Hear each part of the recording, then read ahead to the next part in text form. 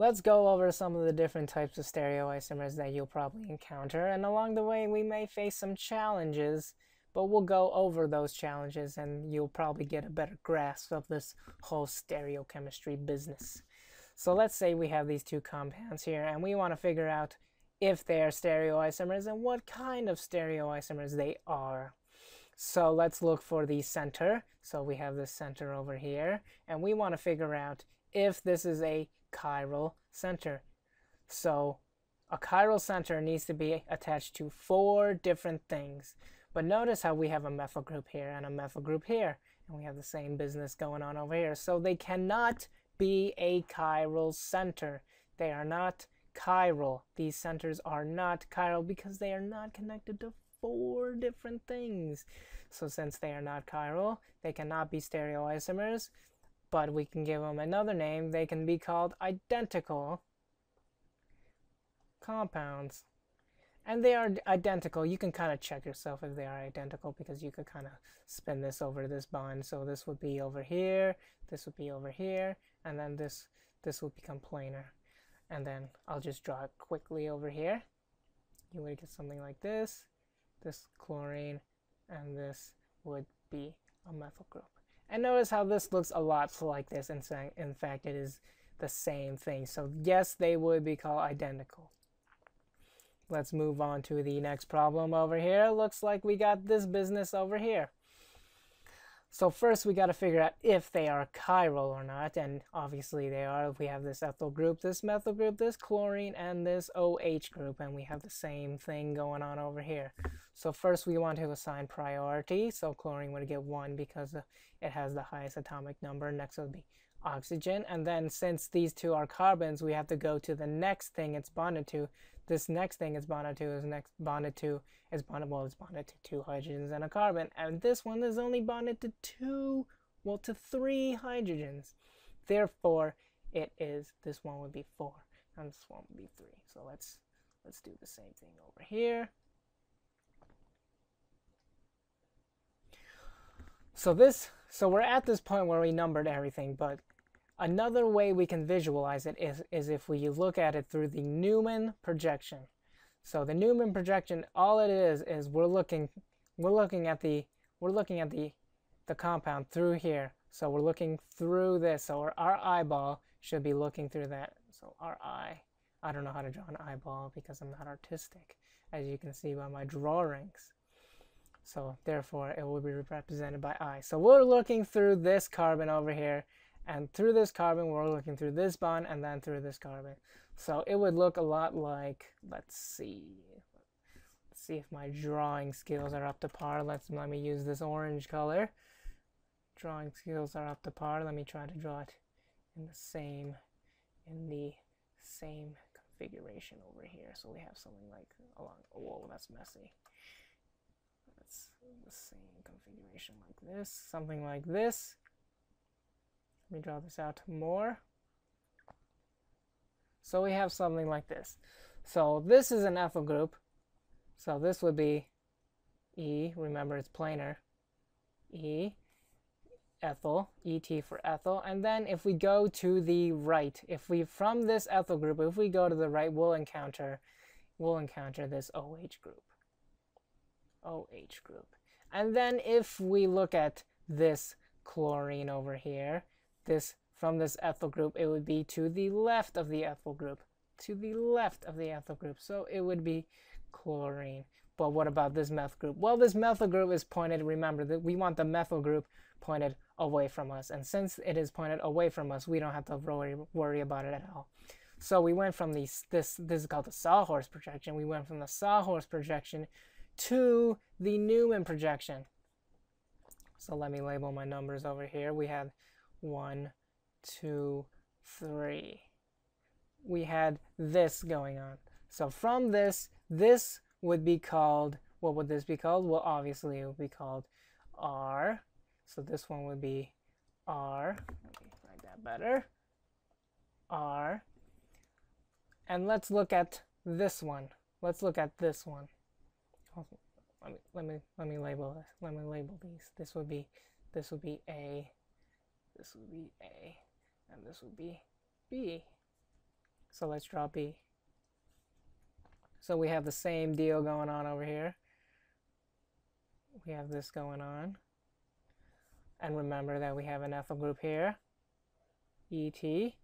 But if we go to the right of the ethyl group, we'll notice that this chlorine is to the right, and this OH is over here. So we just converted this Sawhorse projection into this Newman projection. And let me get the numbers over here. 1, 2, 3, 3, and as you can see, this would be spinning in the opposite direction. So this one would be S, this one would be S, and that one would be R. So from this, we can say that we can go from the Sawhorse projection into the Newman projection and vice versa. So this is a little trick. If you don't like looking at it like this, you can convert it to this. Or if you don't like looking at it like this, you can convert it to this. Here's a little trick if you ever want to convert from here to here, from the Newman projection to the Sawhorse projection. What you can actually do is you can split this up.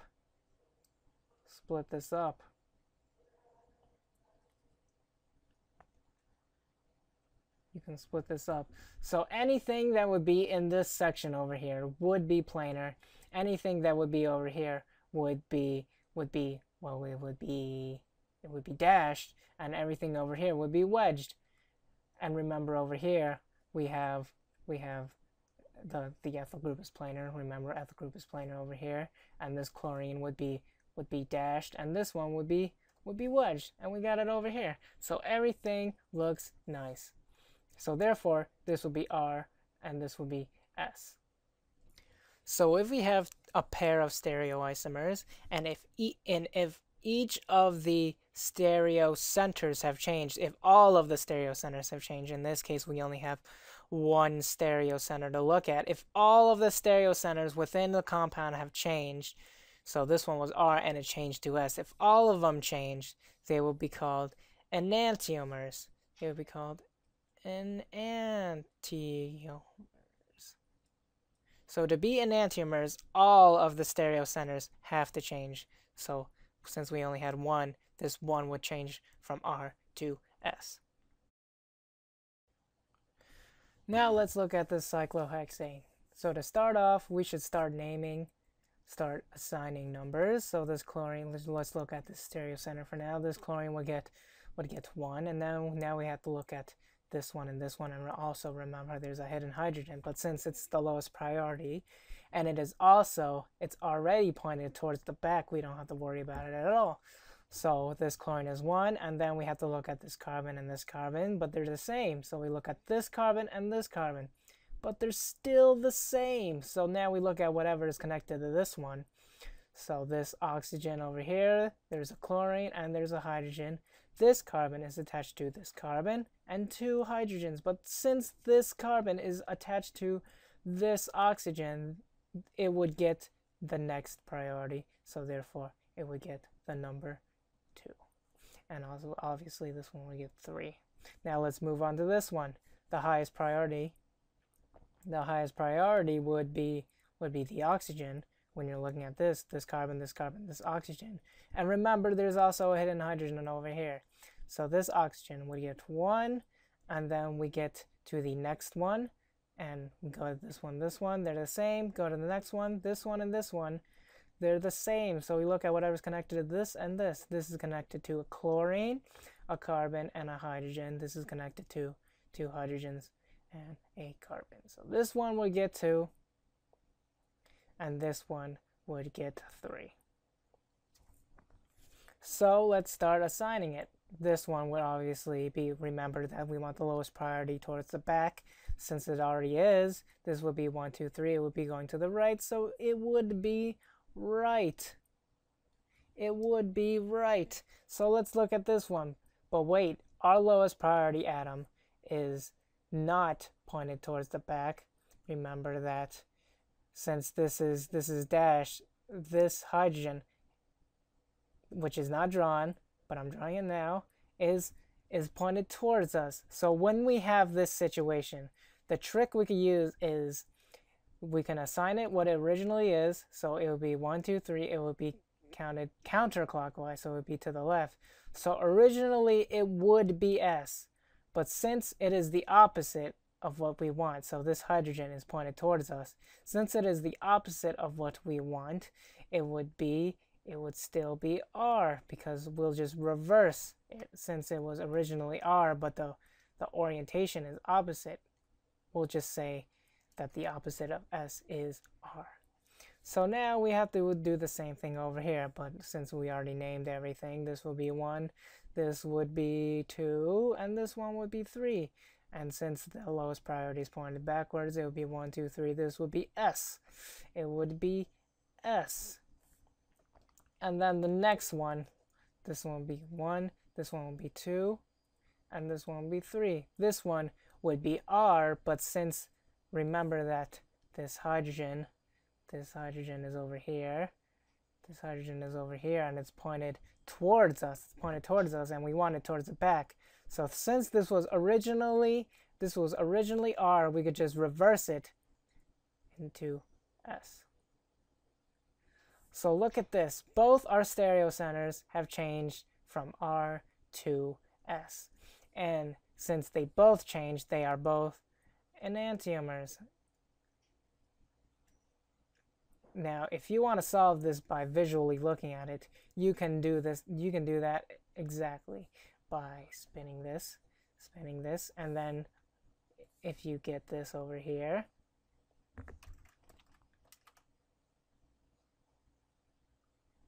if you redraw this, and you would get a chlorine over here, and then you would get a OH over here. Remember, we're just turning this, and then if you draw a mirror plane over here, this is our mirror plane, and then if we just draw the same thing, let me make my drawings a little bit more neater.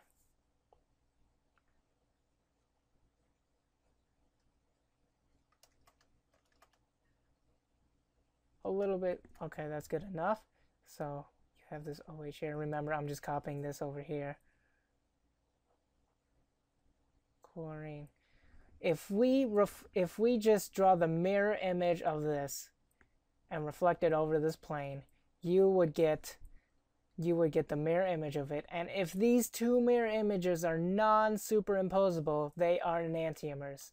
So if they are mirror images that are non-superimposable, they are enantiomers. And this is just a visual way of finding out if they are enantiomers or not.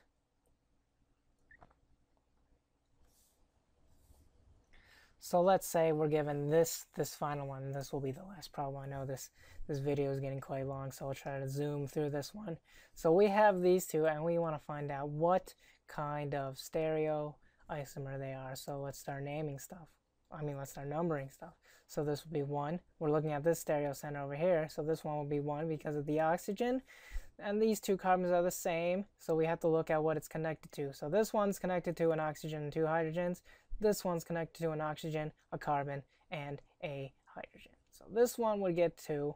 Well, this one would get, I'll just write 2 here, and this one will get 3. So therefore, it would be counterclockwise, so it would be S. And remember that the hydrogen is pointed away from us, but we don't have to draw that over there. So now we have to look at this one. This one would be 1. And then we go to the next one. This carbon and this carbon, they're the same. So we go to the ones that are attached to it. This one's attached to an oxygen, carbon, and a hydrogen. This one's attached to a carbon and 2 hydrogens. So therefore, this one would be 2. I'm just going to write 2 over here. I don't want to get them mixed up. 2 over here and 3. So this one is going to the left. S, but remember there's a hidden hydrogen over here. There's a hidden hydrogen over here that is pointing towards us. You can never forget about that. There's a hidden hydrogen over here. So therefore, remember the trick we use. Since it is opposite of what we want, we do the opposite of what we have. So this would be S. Since this is S, the opposite one would be R. So there we have S and R. So now we go to the next one.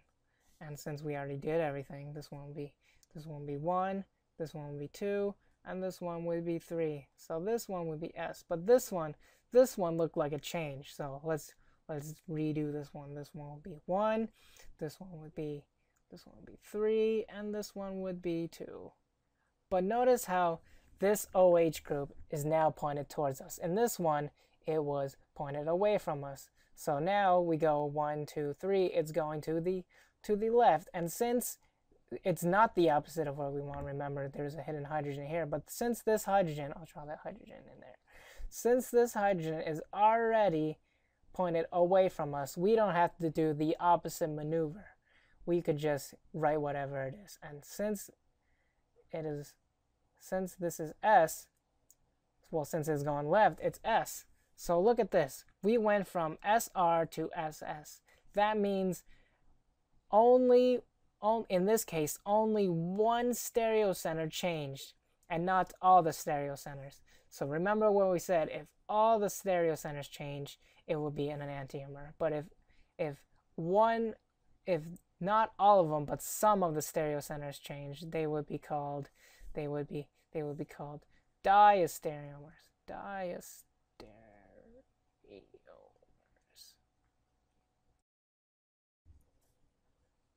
Now, visual way of determining if they are diastereomers is if you look at your two compounds, and if they are not mirror images and they are non-superimposable, that means they are diastereomers. Remember that what we said about enantiomers. These are mirror images that are non-superimposable.